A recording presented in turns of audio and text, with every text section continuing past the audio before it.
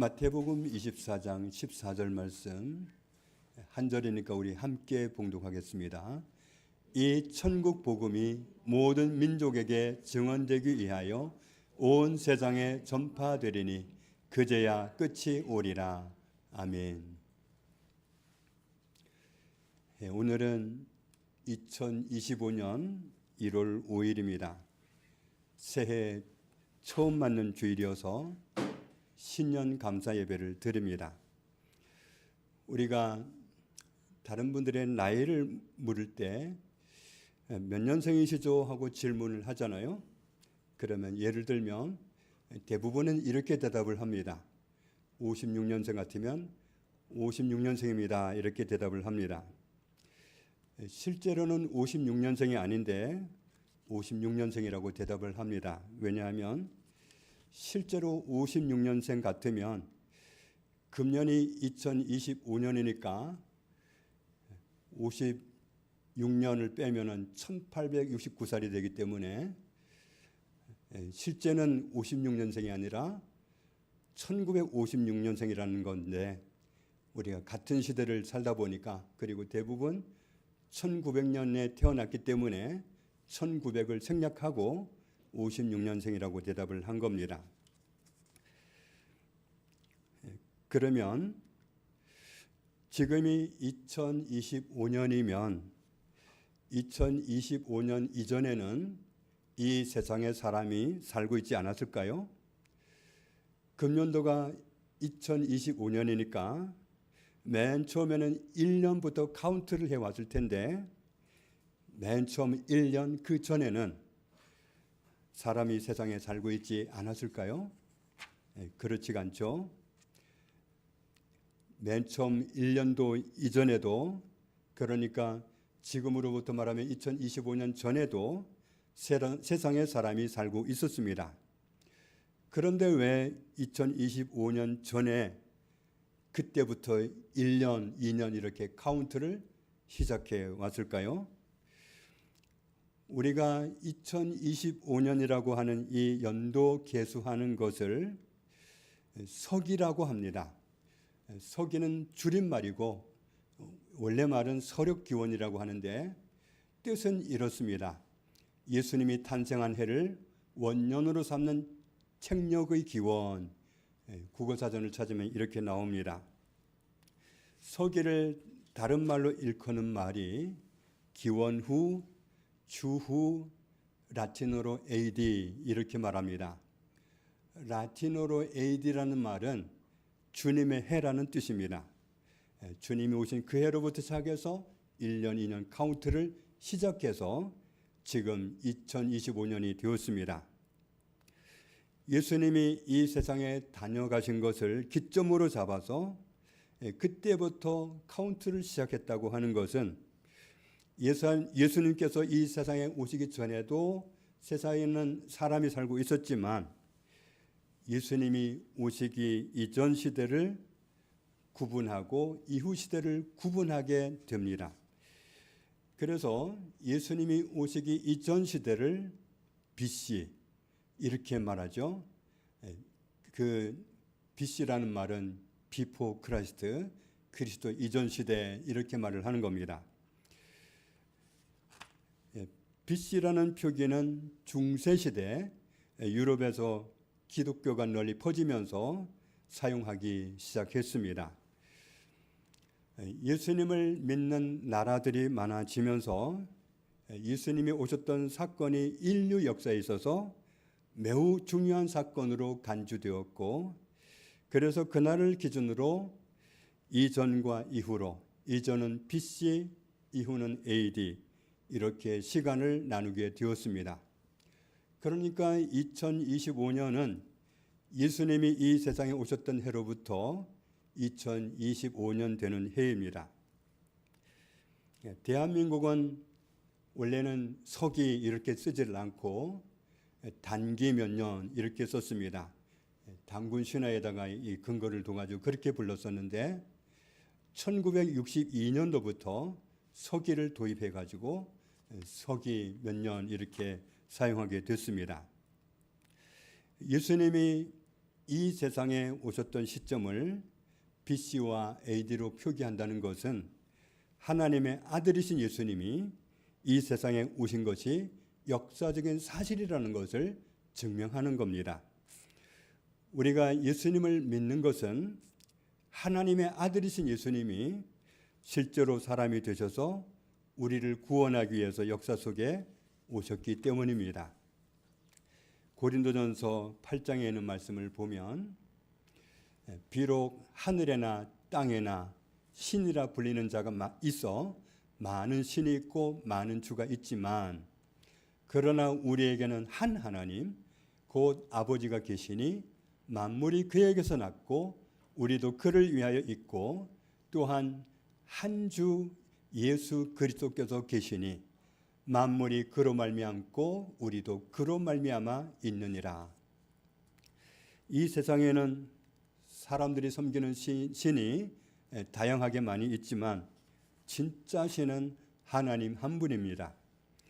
하나님은 하늘과 땅을 지으셨고 그 가운데 있는 모든 것을 지으셨고 특별히 사람을 우리를 창조하셨습니다. 창세기 1장을 보면 우리가 늘 확인을 하듯이 사람을 창조하실 때 사람은 유독 하나님의 형상대로 지으셨습니다. 그리고 사람을 모든 것을 지으신 다음에 맨 마지막에 지으셨는데 28절을 보면 사람을 창조하기 위해 이전에 창조하셨던 모든 것을 우리 사람들에게 관리하고 다스리라고 맡기셨습니다. 하나님이 사람을 하나님의 형상대로 창조하신 것은 우리를 자녀로 지으신 것을 뜻합니다. 실제로 하나님이신 예수님이 우리를 구원하러 오신 사건을 말씀하면서 히브리서 2장에서 우리를 자녀로 표현하고 있습니다. 왜 예수님이 사람이 되어서 오셨느냐? 자녀들은 혈과 육에 속하였음에 그분도 또한 같은 모양으로 혈과 육을 함께 지니심은 죽음을 통하여 죽음의 세력을 잡은 자 곧 마귀를 멸하시며 또 죽기를 무서워함으로 한평생 매어 종노릇하는 모든 자들을 놓아주려 함이니 이는 확실히 천사들을 붙들어 주려 하심이 아니요 오직 아브라함의 자손을 붙들어 주려 하심이라. 하나님이 천사들을 붙들어 주려고 구세주를 보내신 것이 아니다. 아브라함의 자손들, 아브라함처럼 하나님이 찾아와서 만나주실 사람들, 그들을 붙들어 주시려고 하나님이 사람이 되어서 오시게 되었지 천사들을 붙들어 주려고 오신 게 아니다. 그러면 왜 천사들을 붙들어 준다는 말을 왜 하죠? 천사들은 안 붙들어 줘도 잘 있는데, 왜냐하면 사람도 타락했지만 천사도 타락했거든요. 사람이 타락하기 이전에 천사가 먼저 타락했거든요. 유다서 1장을 보면 사탄은 어떤 존재냐 하면 자기 죄를 지키지 아니했고 자기 처소를 떠난 천사다. 그 존재를 사탄이라고 하고 마귀라고 하는 겁니다. 하나님이 사람이 되셔서 이 세상에 오신 것은 타락한 천사도 있지만 타락한 사람을 구원하기 위해서 오셨지 타락한 천사를 구원하기 위해서 오시지 않았습니다. 오직 우리를 붙들어 주시고 우리를 구원해 주시려고 하나님이 사람의 몸을 입고 우리를 찾아오신 겁니다. 하나님이 우리를 하나님의 형상대로 지으시고 자녀로 지으시면서 의도하셨던 건 뭐냐 하면 하나님과 우리가 서로 뜨겁게 사랑하면서 살아가는 겁니다. 그래서 우리에게 하나님을 뜨겁게 사랑하라고 하는 표현을 많이 하고 있습니다. 신명기 16장에 있는 말씀도 그렇죠. 같이 읽습니다. 너는 마음을 다하고 뜻을 다하고 힘을 다하여 내 하나님 여호와를 사랑하라. 정말 있는 힘껏 하나님을 사랑하라. 11장에도 말씀합니다. 내가 오늘 너희에게 명하는 내 명령을 너희가 만일 청종하고 너희의 하나님 여호와를 사랑하여 마음을 다하고 뜻을 다하여 섬기면 여호와께서 너희의 땅에 이른 비 늦은 비를 적당한 때에 내리시리니 너희가 곡식과 포도주와 기름을 얻을 것이요 또 가축을 위하여 들에 풀이 나게 하시리니 네가 먹고 배부를 것이라. 우리가 하나님을 뜨겁게 사랑하는 그런 삶을 살아가면 혜택이 있다. 정말 우리가 풍성한 삶을 살도록 복을 주신다고 말씀하셨습니다. 그래서 정말 이 땅에서 형통하게 살고 싶고 잘 살고 싶으면 오늘 말씀을 기억하면 되겠습니다. 하나님을 뜨겁게 사랑하는 자리에 서면 하나님이 우리 삶을 보장하신다고 약속하셨기 때문입니다. 신약 성경에서도 동일한 약속을 하고 있습니다. 마가복음 12장에 보면 어떤 서기관이 예수님께 질문을 합니다. 하나님이 말씀하신 명령들이 많이 있는데 어떤 명령이 첫 번째로 중요합니까? 이 질문을 예수님께 드렸을 때 30절 이하에 있는 말씀 보면은 예수님이 이렇게 대답해 주셨습니다. 같이 읽습니다. 내 마음을 다하고 뜻을 다하고 목숨을 다하고 뜻을 다하고 힘을 다하여 주 너의 하나님을 사랑하라 하신 것이요 둘째는 이것이니 내 이웃을 내 자신과 같이 사랑하라 하신 것이라. 이보다 더 큰 계명이 없느니라.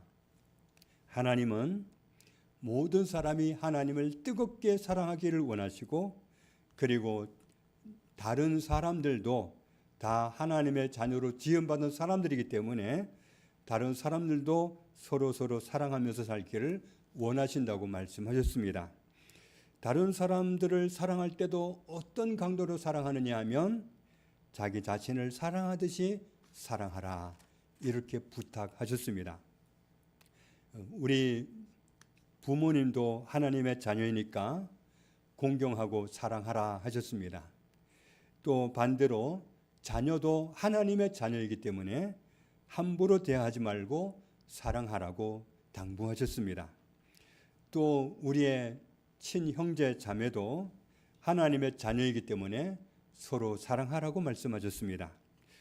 그리고 형제도 아니고 친척도 아니고 그렇다 할지라도 우리의 모든 이웃 역시도 하나님의 자녀로 지음받은 사람들이기 때문에 사랑하라고 말씀하셨습니다. 그렇다면 하나님이 우리에게 하나님을 뜨겁게 사랑하라고 당부하셨는데 그리고 다른 사람을 사랑하되 자기 자신을 사랑하듯이 사랑하라고 하셨는데 하나님이 우리에게만 그렇게 뜨거운 사랑을 요구하셨을까요? 아닙니다. 요한일서 4장을 보면 그 사실을 분명하게 알 수 있습니다. 사랑하는 자들아 우리가 서로 사랑하자. 사랑은 하나님께 속한 것이니 사랑하는 자마다 하나님으로부터 나서 하나님을 알고 8절 같이 읽습니다. 사랑하지 아니한 자는 하나님을 알지 못하나니 이는 하나님은 사랑이심이라. 하나님은 사랑이다. 하나님은 사랑이기 때문에 하나님은 사랑해 주세요 요구할 필요가 없습니다. 하나님은 자동 사랑입니다. 하나님이 우리를 사랑하는 사랑은 뜨겁게 사랑하는 사랑입니다. 목숨을 내주는 사랑입니다. 그렇기 때문에 하나님이 우리에게도 그런 사랑으로 사랑하라고 말씀하십니다. 부부간에도 정말 남들이 끼어들 수 없도록 인고 부부로 늘 붙어 다니고 늘 사랑하고 그런 모습을 보여주면 사람들이 감히 그 부부를 깨놓지 못합니다. 그런데 그 부부간에 서로 관심도 없고 정말 미워하는 말이나 밖에서 흘리고 이럴 때 문제가 오는 것이지 우리가 하나님을 뜨겁게 사랑하는 그런 자리에 있으면 하나님의 사랑 가운데 거하게 되고 온갖 은혜를 보장받게 되는 겁니다. 이어지는 말씀을 보면 하나님의 사랑이 우리에게 이렇게 나타난 바 되었으니 하나님이 자기의 독생자를 세상에 보내심은 그로 말미암아 우리를 살리려 하심이라. 하나님이 우리를 얼마나 사랑하시면 독생자를 보내주셔서 우리를 구원해 주셨습니까? 사랑은 여기 있으니 우리가 하나님을 사랑한 것이 아니요 하나님이 우리를 사랑하사 우리 죄를 속하기 위하여 화목제물로 그 아들을 보내셨습니다. 사랑하는 자들아 하나님이 이같이 우리를 사랑하셨은즉 우리도 서로 사랑하는 것이 마땅하도다. 사람은 하나님과 서로 이렇게 뜨겁게 사랑하면서 하나님의 은혜 가운데 행복하게 살도록 지어졌음에도 불구하고 사탄의 말을 듣고 하나님의 통치를 거부하고 타락하는 바람에 하나님의 사랑을 받지 못하는 자리에 처해 있었습니다. 그 이후로 우리는 하나님의 사랑을 받을 자격이 없는데, 그러나 사랑이신 하나님이 아들을 사람으로 보내시고 아들이 우리 죄를 위해서 대신 형벌을 당하고 죽게 하심으로 우리의 죄값을 예수님이 치르게 하시고 우리를 구원해 주셨습니다. 로마서 5장에서는 이렇게 말씀합니다. 우리가 아직 연약할 때에 기약대로 그리스도께서 경건하지 않은 자를 위하여 죽으셨도다. 예수님이 죽으신 것은 자기를 위해 죽으신 게 아니라, 애매하게 죽으신 게 아니라 우리를 위해서, 죄인들을 위해 죽으셨습니다. 의인을 위하여 죽는 자가 쉽지 않고 선인을 위하여 용감히 죽는 자가 혹 있거니와, 우리가 아직 죄인 되었을 때에 그리스도께서 우리를 위하여 죽으심으로 하나님께서 우리에 대한 자기의 사랑을 확증하셨느니라.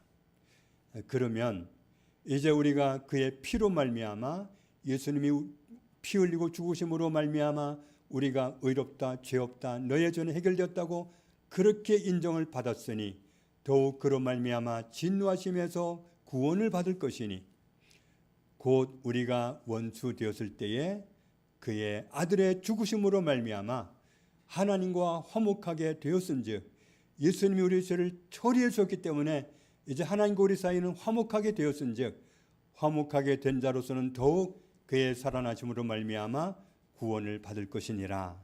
같이 읽습니다.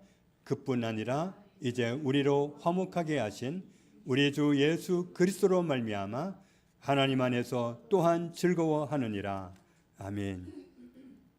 예수님이 죄인들을 의 만드시기 위해서 십자가에서 죽어주시려고 오셨는데, 예수님이 가시는 곳마다에서 예수님이 전파하신 말씀은 천국 복음이었습니다. 마태복음 4장을 보면 예수께서 온 갈릴리에 두루 다니사 그들의 회당에서 가르치시며 무엇을 꼭 말씀하셨는가 하면은 천국 복음을 전파하시며, 그러면서 백성 중에 모든 병, 모든 약한 것을 다 고쳐주셨다. 예수님이 이 세상에 오셔서 모든 사람의 죄를 해결해 주신 것은 천국을 회복하게 하려고 그렇게 하셨습니다. 사람이 죄 때문에 하나님의 나라를 잃었기 때문에, 죄를 짓고 나서 하나님의 나라와 멀어졌기 때문에, 그리고 죄가 해결되지 않으면 하나님께로 도무지 돌아올 수가 없고, 죄를 해결하지 않으면 하나님의 나라를 다시는 회복할 수가 없기 때문에 이 모든 것을 해결하시기 위해서 아들을 구세주로 보내주셨습니다. 천국이라는 말은 원래 두 단어가 합쳐진 겁니다. 천은 하늘이고 국은 나라인데, 그런데 원어로 보면 하늘 왕국입니다. 하나님의 통치가 있는 왕국을 천국이라고 표현을 합니다.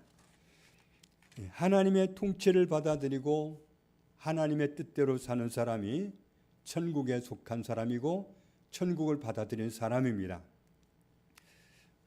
어떤 사람들은 천국만 욕심을 냅니다. 세상 살아가는 방식은 자기 욕심대로 살고 자기 마음대로 살다가 나중에 죽어서는 천국에 가기를 바라는 그런 왕꼼수를 쓰는 사람들이 꽤 있습니다. 그래서 교회는 다니지만 교회 욕먹이고 하나님이 욕먹이는 그런 사람들도 참 많습니다. 그런데 실제로 천국에 들어갈 때는 그런 꼼수가 전혀 안 통합니다. 세상 사람들은 혹시 속아줄지 몰라도 하나님은 속아주는 법이 없습니다.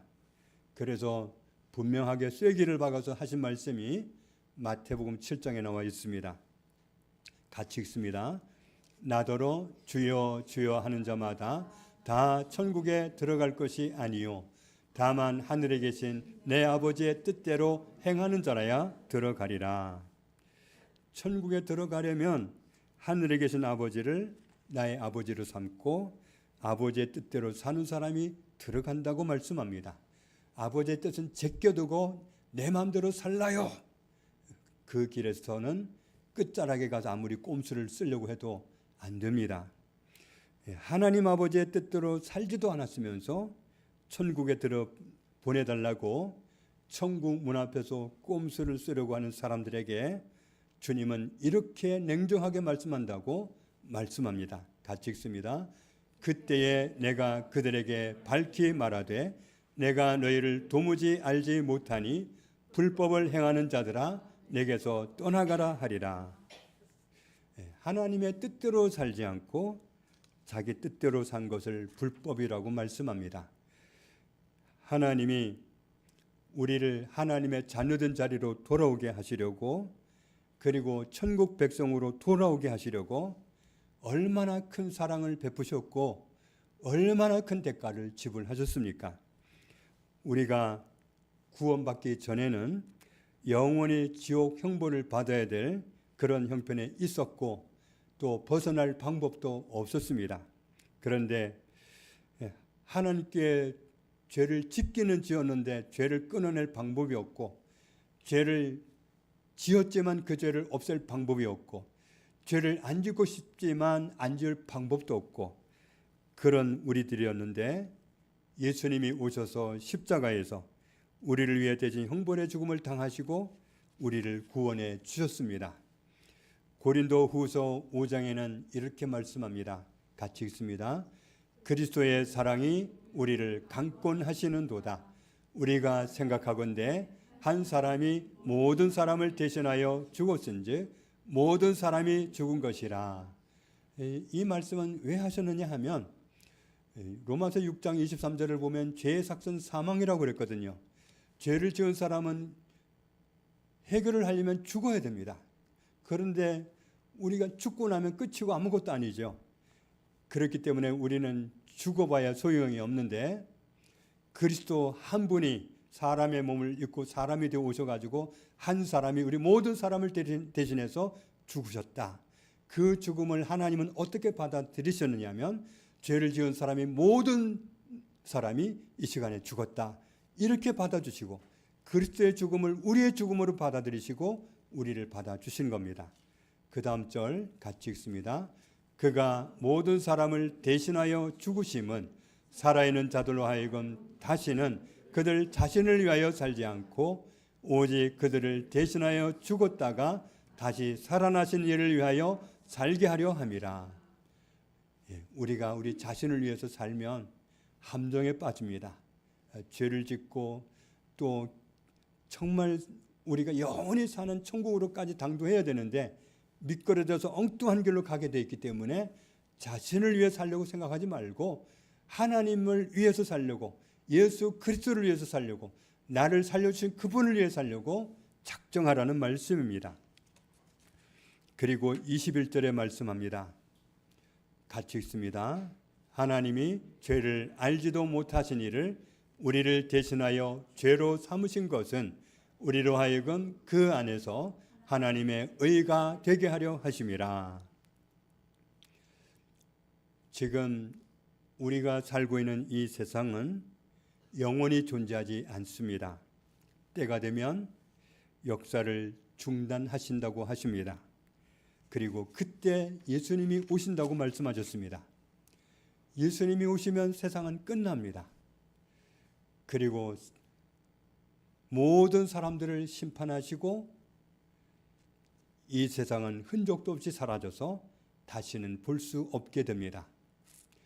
그래서 새로운 하나님의 나라를 상속받든지 그렇게 하나님의 나라를 상속받지 못하면 영원히 가지 말아야 할 곳으로 가게 됩니다. 베드로후서 3장을 보면 이 세상이 이렇게 끝나게 된다는 사실을 말씀하고 있습니다. 주의 약속은 어떤 이들이 더디다고 생각하는 것 같이 더딘 것이 아니라 오직 주께서는 너희를 대하여 오래 참으사 아무도 멸망하지 아니하고 다 회개하기에 이르기를 원하시느니라. 그러나 주의 날이 주님이 오시는 날이 도둑같이 오리니 그날에는 하늘이 큰 소리로 떠나가고 물질이 뜨거운 불에 풀어지고 땅과 그 중에 있는 모든 일이 드러나리로다. 이 모든 것이 이렇게 풀어지리니 너희가 어떠한 사람이 되어야 마땅하냐. 거룩한 행실과 경건함으로 하나님의 날이 임하기를 바라보고 하나님의 날이 오는 것을 바라보면서 간절히 사모하라. 그날에 하늘이 불에 타서 풀어지고 물질이 뜨거운 불에 녹아지려니와. 지금 보는 세상은 다 녹아지고 불타고 없어지게 됩니다. 그러면 우리는 그의 약속대로 의가 있는 곳인 새 하늘과 새 땅을 바라보도다. 이 세상은 영원하지 않습니다. 이 세상은 조만간에 끝나는데 끝자락이 얼마나 임박해 오고 있는지 요즘 더 느끼게 되는 것 같습니다. 마태복음 24장 오늘 본문 말씀도 세상의 끝을 말씀하고 있는데 세상의 끝이 언제 오는지, 세상 끝이 어떻게 오는지를 우리에게 알려주고 있습니다. 우리 이 말씀을 다시 한번 같이 읽겠으면 마태복음 24장. 이 천국 복음이 모든 민족에게 증언되기 위하여 온 세상에 전파되리니 그제야 끝이 오리라. 천국을 소개하고 천국을 회복하게 하는 복음이 온 세상에 전파되면 그러면 끝이 온다고 말씀합니다. 한동안은 이 천국 복음이 모든 민족에게 전파되는 것이 전혀 불가능해 보였습니다. 그런데 이 조선 땅이 복음이 전해지고 복음이 받아들여지고 수많은 사람들이 하나님을 섬기는 천국 백성이 될 것을 누가 알았겠어요? 폐쇄 정책을 일관해왔던 이 조선 땅인데 외국에는 용납도 안 하는 곳인데 어떻게 우리가 하나님을 섬기는 이런 은혜를 입었습니까? 또 많은 나라들이 이슬람에 잠식되어 가지고 그래서 하나님을 섬길래야 섬길 수 없고 복음을 전해도 계란으로 바위치는 것 같은 그런 황무지가 참 많이 있었습니다. 그 대표적인 나라가 이란입니다. 아프가니스탄입니다. 그런데 지금 복음으로 가장 부흥하는 나라가 이란입니다. 그 다음으로 부흥하고 있는 나라가 아프가니스탄입니다. 아프가니스탄이 저렇게 무너지면서 누가 저 땅에 살아나리라고 짐작이나 했겠어요. 그 땅에는 선교사들이 많이 들어가 있어가지고 아무리 복음을 전하고 아무리 제자로 양육해도 이 사람들이 서지도 않고 걸어다니지도 않고 그런 사람들이었습니다. 정말 이 땅은 이제 이렇게 끝나는가? 그리고는 선교사들이 다 추방을 당해서 나왔는데 선교사들이 다 나오고 나니까 아프가니스탄이 살아났어요. 그리스도인들이 정말 목숨을 걸고 주를 믿는 그런 나라로 일어나고 있습니다. 이 복음이 불모지고 전혀 전달 안 될 것 같은 그런 나라들이 황당하리만치 급속도로 복음이 빠르게 전파되고 있습니다. 이 마태복음 24장 14절 말씀은 놀랍게 성취돼 가고 있고 주님이 곧 오실 수 있겠구나. 이런 사실을 우리는 쉽게 알아차릴 수 있습니다. 요한일서 5장을 보면 하나님께 속해 있는 사람이 있고 악한 자에게 속해 있는 사람이 있다. 사람들은 두 종류라는 거예요. 하나님께 속한 사람이 있는가 하면 그렇지 않은 사람은, 다른 사람들은 그렇지 않은 사람은 악한 자에게 처해 있다. 악한 자는 사탄을 말합니다. 사탄에게 속고 있고 사탄에게 매여 있고 그런 사람들이 있고 또 반대로 하나님께 속한 사람이 있고 그렇습니다. 어쨌거나 천국 복음이 모든 민족에게 신속하게 증거되고 나면 그러면 예수 그리스도께서 오십니다. 그러면 이 세상은 종말을 맞이하게 되는 겁니다.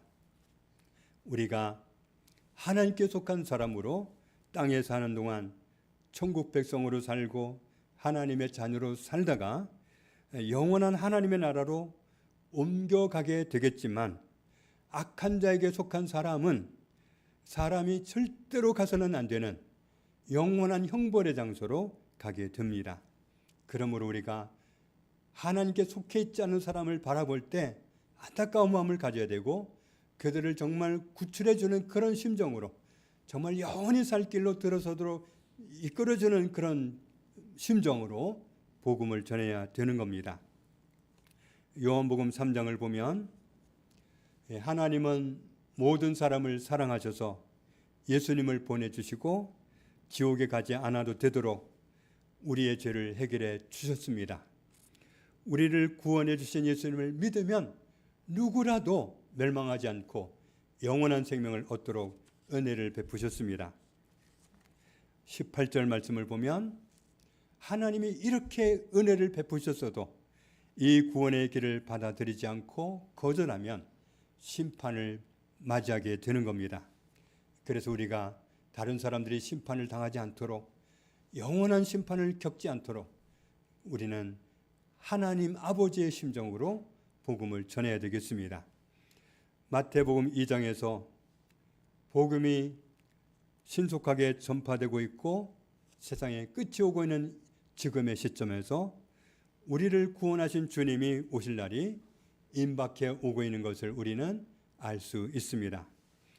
하나님이 허락하신 2025년을 살아가는 동안 세상의 끝을 준비하고 계시는 주님 앞에서 복음을 전하면서 또 복음이 땅끝까지 신속하게 증거되기를 기도하면서 그러면서 내 뜻대로 내 마음대로가 아니라 하나님의 뜻대로 하나님이 기뻐하시는 삶을 살면서 임박한 주님의 오심을 맞이할 준비하는 삶을 살아가는 그런 지혜가 있는 저와 여러분 되시기를 주님의 이름으로 축복합니다.